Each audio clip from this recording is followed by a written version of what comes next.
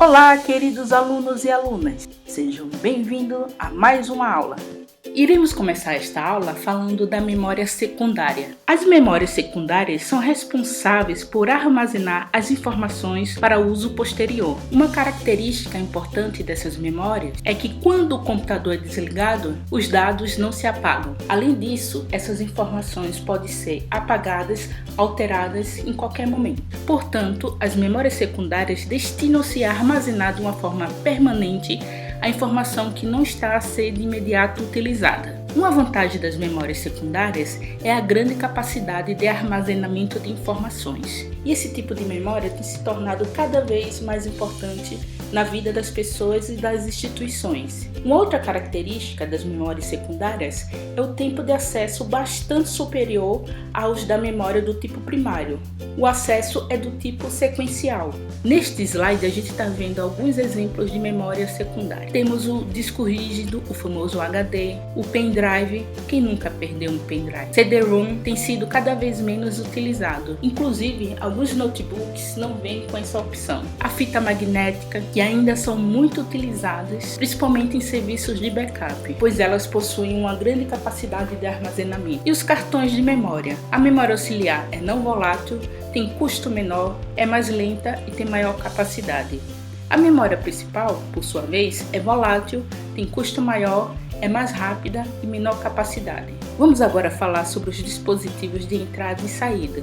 As unidades de entrada e saída, também conhecidas como input e output, são denominadas periféricos. A função dela é permitir a interação entre a máquina e o usuário, possibilitando que o usuário entre com os dados e tenha acesso a eles através da saída. Logo, as unidades de entrada e saída estabelecem a comunicação entre as máquinas e o mundo. Os dispositivos de entrada convertem dados em sinais utilizáveis pelo computador e os dispositivos de saída convertem sinais digitais armazenados internamente para formas úteis externamente. Está achando um pouco complicado?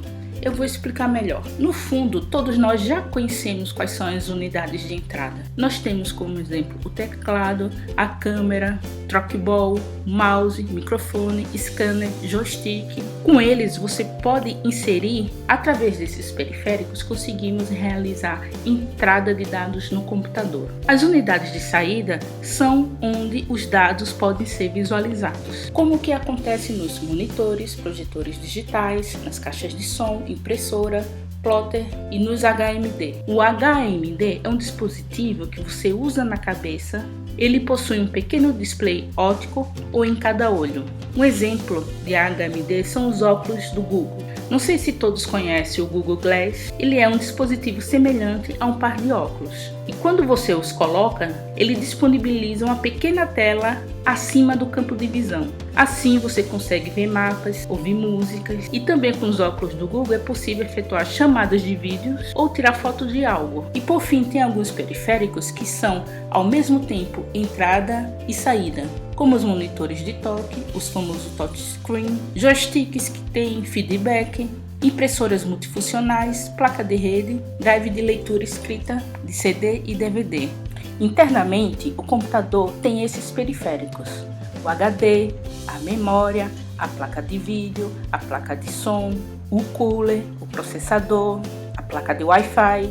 E os periféricos externos são aqueles que a gente já viu: mouse, teclado, monitor, pendrive. Agora vamos falar do barramento. Um barramento nada mais é do que um caminho comum pelo qual os dados trafegam dentro do computador. Qual é a razão de ser desse barramento?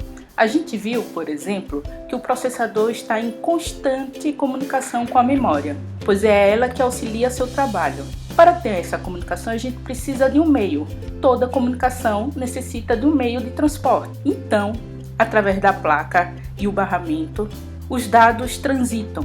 O tamanho do barramento é importante, pois ele determina quantos os dados podem ser transmitidos de uma vez. Vamos comparar o barramento com a Marginal Tietê. A Marginal Tietê, ela tem várias faixas, logo ela suporta uma quantidade maior de veículos transitando, o que diminui a chance de ter engarrafamento. Ao contrário de uma rua que só tem uma mão, a mesma quantidade de carro que tem na Marginal, se eles forem para essa rua, o tráfego vai ficar mais lento. Essa mesma lógica é utilizada com barramento. Quanto mais bits, ou seja, quanto maior as faixas, o caminho, mais rápido e melhor será a transmissão de dados. Um barramento de 16 bits, por exemplo, pode transmitir 16 bits de dados, e um barramento de 32 bits pode transmitir 32 bits de dados a cada vez. Os barramentos internos do computador ligam a CPU aos equipamentos que ficam dentro do gabinete. São vários os tipos de barramentos específicos para equipamentos diferentes. Tem o IDE, o SATA,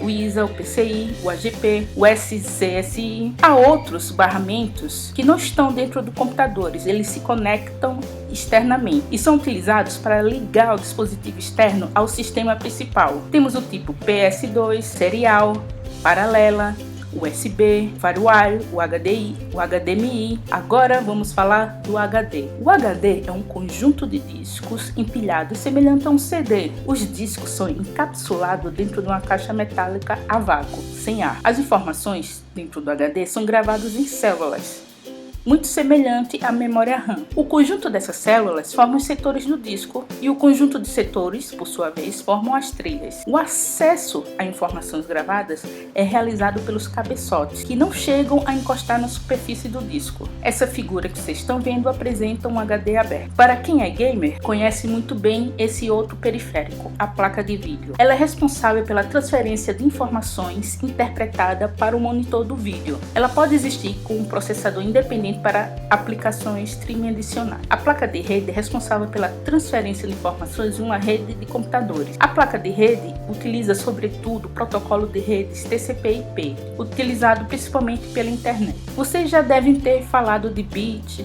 de byte, a gente falou sobre o dígito binário, o 01. O bit é a menor unidade usada na computação para medir a transferência ou armazenamento de informação digital. Bit é a abreviação da expressão dígito binário. O bit é representado pelos números 1 ou 0, entendido como ligado ou desligado, e eles representam a passagem ou não de corrente elétrica. O byte ou octeto é um pacote que agrupa 8 bits, que equivale a um caractere, uma letra, um número.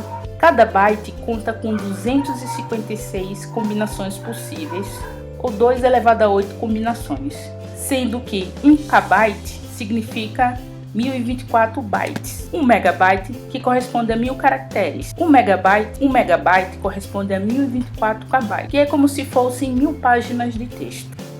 Espero que tenham gostado. Até a próxima aula!